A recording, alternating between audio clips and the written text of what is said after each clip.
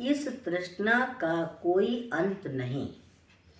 कहा जाता है प्राचीन काल में एक कनकपुर नामक में एक किसान अपनी पत्नी के साथ रहता था। उसका छोटा सा खेत था जिससे उसके परिवार का भरण पोषण हो जाता था। दोनों पति पत्नी सुखपूर्वक अपना जीवन यापन कर रहे थे। किंतु किसान औरों की तरह धनवान बनना चाहता था। इसी कारण वह अक्सर दुखी रहने लगा। एक दिन की बात है कि किसान अपने खेत का कार्य निपटा कर घर लौट रहा था। धूप तेज थी, इसलिए वह कुछ देर आराम करने के उद्देश्य से एक विशाल बरगद के पेड़ के नीचे लेट गया। थका होने के कारण उसे तुरंत ही नींद आ गई और कब शाम हो गई पता ही नहीं चला। घर पर भी उसकी पत्नी बहुत चिंतित थी। तभी अचानक किसान को एक आवाज आई, क्या तुम्हें धन चाहिए? यह सुनते ही किसान झट से उठ खड़ा हुआ। उसने देखा कि आसपास कोई नहीं है। यह देखकर वह मन ही मन घबराया और किसी तरह वहां से भाग निकलने की सोचने लगा। तभी उसे दोबारा उसकी वही आवाज सुनाई पड़ी। तब किसान ने सोचा कि शायद ईश्वर उस पर प्रसन्न है और सच में उसे धन देना चाहते हैं। यह सोचकर उसने हिम्मत जुटाई और कहा, हाँ, मैं बहुत सारा धन चाहता हूँ। तब आवाज ने कहा, घर जा, लौट जा। तेरे घर पर असरफियों से सात घड़े तेरा इंतजार कर रहे हैं। यह सुनते ही वह मन ही मन प्रसन्न होकर जल्दी जल्दी अपने घर की ओर चल दिया।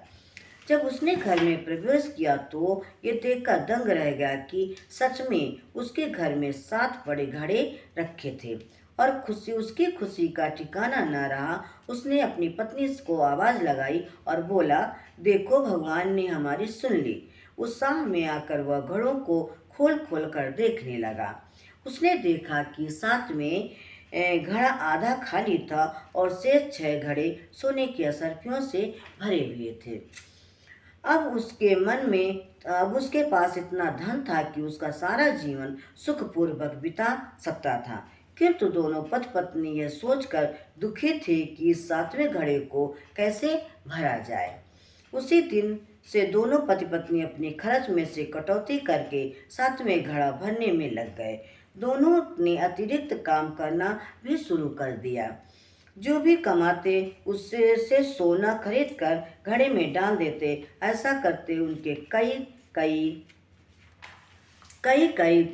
दिन बीत गए। किंतु घड़ा भरने का नाम ही नहीं लेता था। दोनों इसी दुख से परेशान थे कि वह घड़ा कब भरेगा।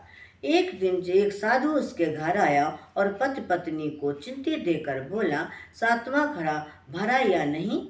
यह सुनकर दोनों पति पत्नी आश्चर्यचकित रह गए और सोचने लगे कि यह बात साधु को कैसे पता चली। तब साधु बोला, बेटा, यह 7वां घड़ा तृष्णा है। तृष्णा तो कभी पूरी नहीं होती। तुम इस घड़े में कितना भी सोना डालो, ये कभी भरने वाला नहीं। अधिक तृष्णा मन को व्याकुल कर देती है और मनुष्य को उसी तृष्णा को साथ लिए दुनिया से विदा हो जाता है। अच्छा यही है कि तुम्हें किसी भी वस्तु की इतनी ही चाह रखनी चाहिए जिससे तुम्हारा सुख चैन कायम रहे। यह कहकर साधु चला गया। साधु के जाते ही वे 7 घड़े भी गायब हो गए। तब उसे अपनी भूल का पछतावा होने लगा और वे मन ही मन ये सोचने लगा कि यदि इस खाली घड़े भरने की अपेक्षा ईश्वर भक्ति में अपना समय लगाते तो भगवान मिल जाते। निश्चित रूप से हमारा पूरा जीवन धन कमाते कमाते परिवार के लिए सुख साधन जुटाने व परिवार की चिंता करने में ही व्यतीत हो जाता है और इस जीवन से के विदा होने का समय आ जाता है तो लगता है कि यह जीवन तो व्यर्थ हो गया। हमने ऐसा कुछ भी किया ही नहीं जिससे हम भगवान के समीप जा सकें। भगवान का स्मरण भी या होता और जीवन के अंतिम समय में भी केवल धन की, परिवार की चिंता सताती है, क्योंकि जीवन भर धन के बारे में, परिवार के बारे में व्यक्ति सोचता रहता है, भगवान के बारे में नहीं।